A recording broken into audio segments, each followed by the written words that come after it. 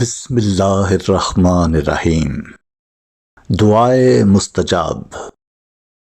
والدین کے احسانات کو یاد کر کے رحم کی دعا۔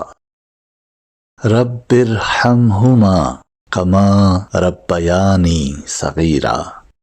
سورہ بنی اسرائیل آیت 25۔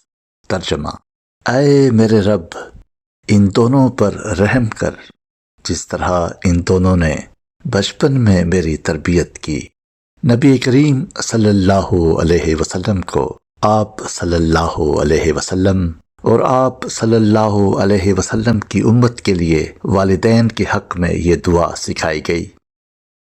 حضور صلی اللہ علیہ وسلم فرمایا کرتے تھے کہ بیٹا والد کا احسان اتار نہیں سکتا یہاں تک کہ والد کو غلامی سے آزاد کرائے۔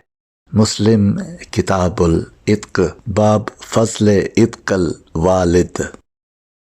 روزنامہ الفضل انٹرنیشنل، جمعرات 17 اگست سن 2023، صفحہ 8۔